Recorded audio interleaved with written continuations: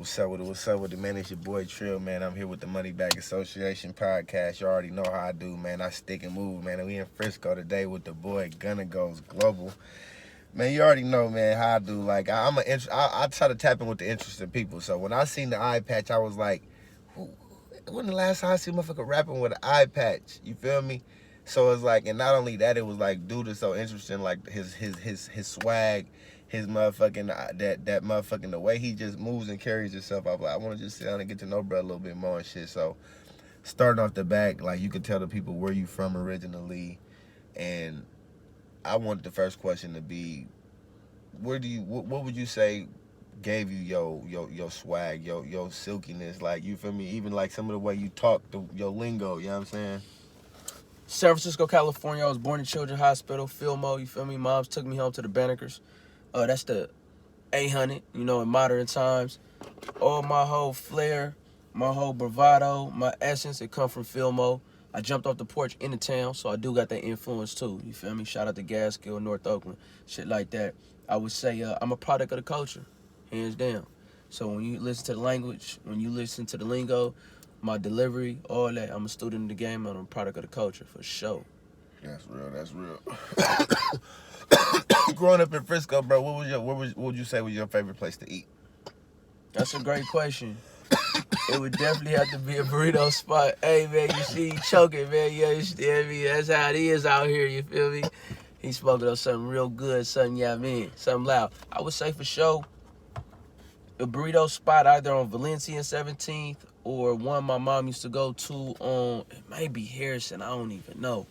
But it was definitely burritos. Like, I grew up really big on burritos. Shit, like, nigga, give me that burrito truck. It was a burrito taquerias, what they call them, taquerias. And then it was a burrito spot on San Bruno back in the day. I don't know if everybody remember it. It was a spot on 2 Jacks. And then one more Muslim spot, but that when they rebuilt, like when they tore down the freeways and stuff in the mall, they got rid of it. So I just said 3 spots. It's a Muslim spot, a barbecue spot, and a few burrito spots. For sure. What would you say what would you say growing up in Frisco, bro? Like, what is one of your fondest memories? Man. Like something that's like, something you'll never forget about San Francisco. Camp Mendocino. Even though it didn't happen in the city, so growing up, we all, like the city, we big on Boys and Girls Clubs. You know what I'm saying? Okay. So, if you had the money, we was able to go to Camp Mendocino. We ended up getting a discount because, when you in welfare, Section 8 or whatever, they cut the prices. Yeah. So going to Camp Mendocino, man, it was so many of us that to this day when I see him, it's just a different bond. You know what I'm saying? So I would say Camp Mendocino. I would say the Boys and Girls Club was probably what stuck out to me the most being in the city growing up as a child. I can dig it. For sure. How did you and Stunner Man's relationship develop? That developed organically. We was on the set of The Last Black Man in San Francisco. He grew up listening to my music, him being an honorable young man. He was like, if y'all gonna do a movie about the city, make sure y'all include Gunna. And they ended up tapping in with me. At first, I kind of thought, I didn't really think much of it. When he DM'd me, I was like, man, I ain't really tripping. Yeah. But he was like, Gunna, it's an opportunity. And then we ended up meeting, and ever since then we've been rocking, man. He's one of the he's one of the few men that I've come across that's genuine, talented, ambitious. Not just in life. Oh, okay. And I say few men, he has different attributes that set him apart from everybody else. Usually people have 1 or 2, but he has like 3 or 4 dope ass attributes that when you combine them, it just align directly with how I be mobbing. That's real. Shout out to obviously, too. One of the biggest things I see y'all do together was perform on that floor. You feel me? Where the Warriors perform at. So, how did that shit like feel being from San Francisco, on top of like performing where the Warriors fucking play at, where Curry fucking shoot threes from and shit? You feel me? You at the half court, Curry can hit the bitch from right there. You know what I'm saying? Let the record reflect, man. We the first artists from, you feel me, the United States of America to perform at a Warriors game during the playoffs. So we are the first ones. We were the pioneers of that. And shout out to Big Stepman because it's opened the doors for Stunner Man 02 to do a lot, and he's been honorable in including me. So the feeling was, I'm not gonna say it's surreal. We was just talking about it before it all went down. We was just talking about it, like maybe a week before. I was like, man, we supposed to be at the Niners games. We supposed to be the Giants. Warriors playoffs game. We supposed to be performing. We supposed to be doing this. We supposed to be doing that. And then boom, it happened. So it was one of those like, okay, manifestation is real power. Obviously, the hit for Stunner, man, helps get niggas in a Oh in a yeah, lot that's of gonna fucking- continue to open doors. And then as I do what I'm doing, like we got multiple songs. So we perform Big Steppin' and then In the Bay. Yeah. That's a collaborative song. Big Yeah. Steppin' is still in its infancy stage though. It got a lot more ground to cover, Man. a lot more people to touch. Shout out, brother. He gave me an interview a while back, and I'm super proud of bro. I got that interview before he blew. I did not never in Off top. 100 years think that it was gonna go from sitting in that car that one day to a rocket. The last post I see, bro, got that song on 2K or some shit like that. You know, so that's Definitely big. on 2K, man. Still winning, man. Yeah, Shout out, that's still big, winning. That's big.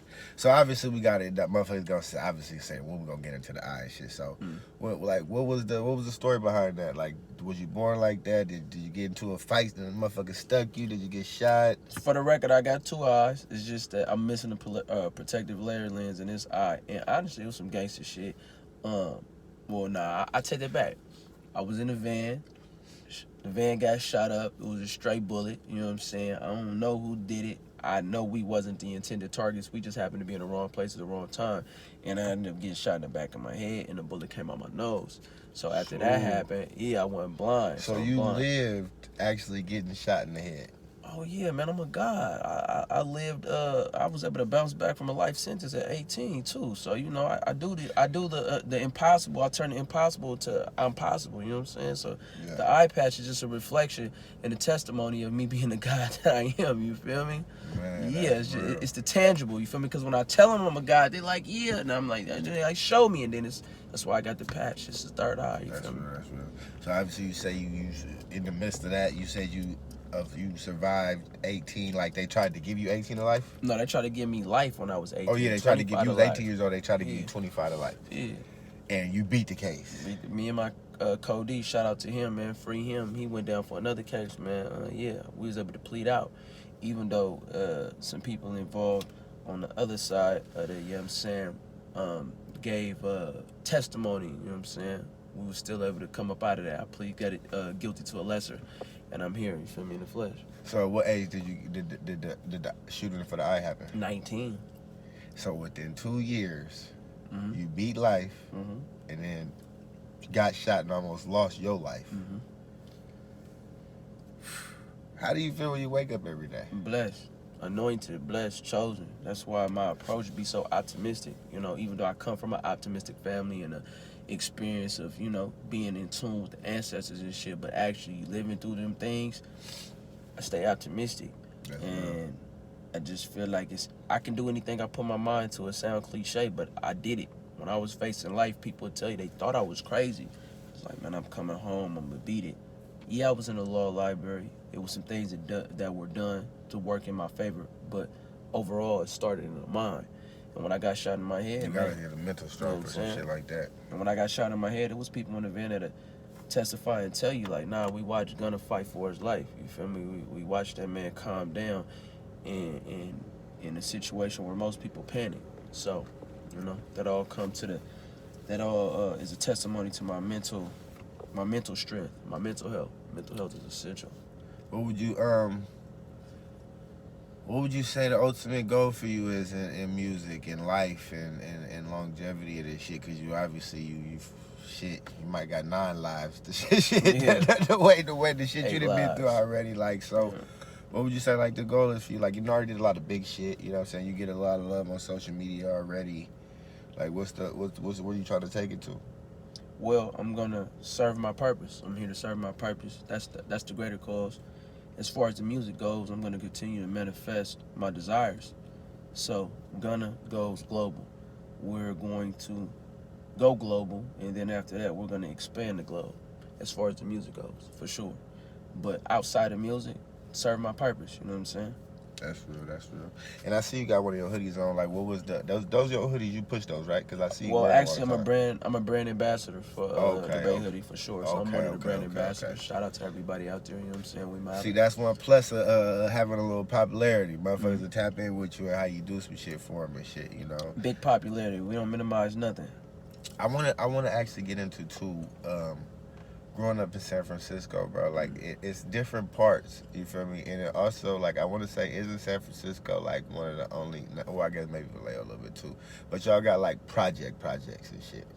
We are the most project populated city in California, and we've been this way. So when you come to San Francisco, you got Sunnydale projects, Double Rock projects, Trail Hill projects, Alamany projects, Army Street projects, Valencia Garden projects, Turkwood projects, OC projects, Page Street projects, Death Valley projects, North Beach projects, and Oakdale projects, Harbor Road projects. You understand what I'm saying? West Point projects. So if I missed you, I apologize. But yeah, we come from a project infested city because majority of our folks migrated here from the military. So for those who really don't know what projects were built for, especially in California, it was for people to be able to live with their family, and that's why chopper bullets don't do nothing when you shoot up project houses. You know what I'm saying? They don't go through. West Side projects. You know what I'm saying? That's crazy. That's crazy. And Banneker homes, even though we're not a project, we got project material. So you not from a project? Technically, the Banneker homes, most people wouldn't call it a project, even though it had all the criteria, because we just never ran it down. It was always kept up to a certain extent. Yeah. You get what Most I'm saying? people, yeah, they consider the projects like dirty and super shit. dirty. Yeah, We always had it. It was Section 8 and welfare and all that for sure. Yeah. But if I was to take you to the BH, you know what I'm saying? Motherfuckers still kept their little yards nice and for shit. sure, like Try to keep the material of it, the walls, yeah, it's probably, well, I take that back. I'm thinking of the walls right now. The exterior was project-like, but when you go to Page Street in Hayes Valley, like, nah, you can't compare. So nah, we don't come from the projects, but we come from a project. It's a mix between project and, I don't know, like a town, not even a townhouse, the material wise, but yeah, a lot of people from the military migrated to the Banneker homes too. Yeah, I get you. Was you raised by both your parents? I was raised with both my parents in my life, but my father physically, he wasn't there after the age of 5. But he was, so you knew of him. Phone calls, yeah. mails, visiting him all the time. Pops is at the house right now as we speak. So my dad, even though he was in New York or in Honduras, I grew up with my father. I grew up knowing my father. I grew up communicating with my father, visiting my father, and then I was on my dad's side of the family in his absence. They was on some, all right, your dad can't be here physically. I grew up with your dad. I'm his first cousin, so they took me in like a child. Respect. You got any kids? 6 beautiful ones.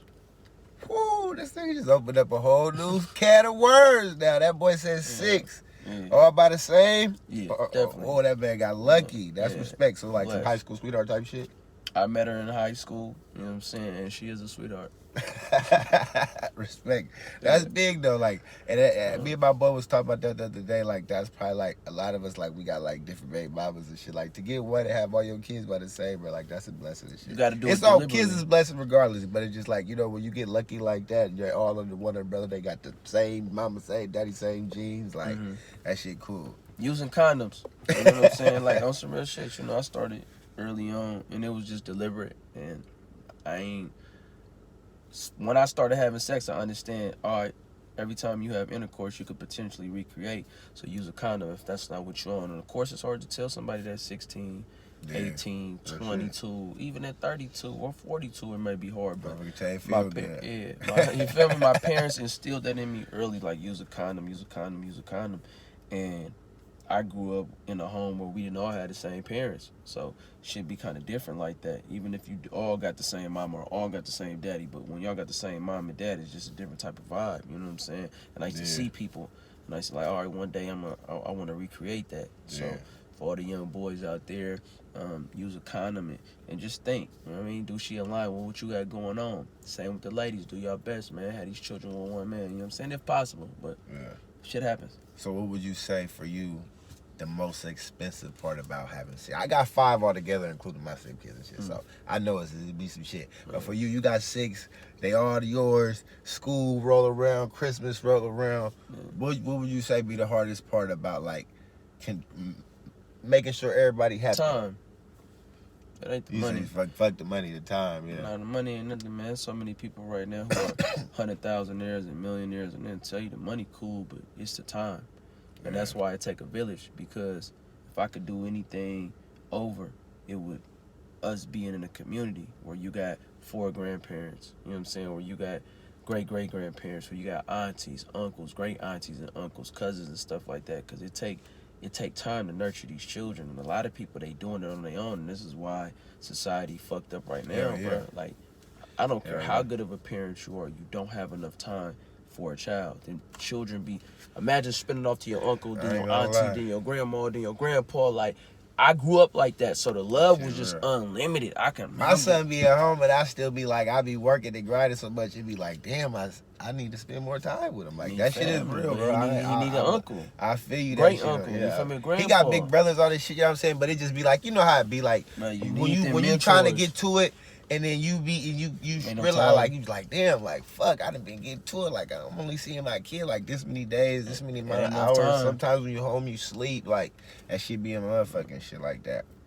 But you feel me? We're gonna wrap that one up, you feel me, and shit like that. I appreciate my guy for pulling up on me, you feel me? This gonna be the first one, you feel me? A nice little intro for y'all. Then I'm gonna tap back in with bro like in a couple months or something like that. See what some different shit, see if he done blew up or something, you know what I'm saying? Like, I love to hear it. But anything you wanna shout out, any links, any websites, any shit like that, anything particular, any songs you got that's going crazy that you Damn, He Spittin' is going crazy. Tap in with that. 21 Summers is out. The deluxe edition finna drop, you understand me? 100 million. That's what we pushing. Phenomenal, you understand me? Shout out to everybody that's honorable. That's what we doing. Y'all stay tuned and bear witness to what y'all haven't seen before. Yes, sir.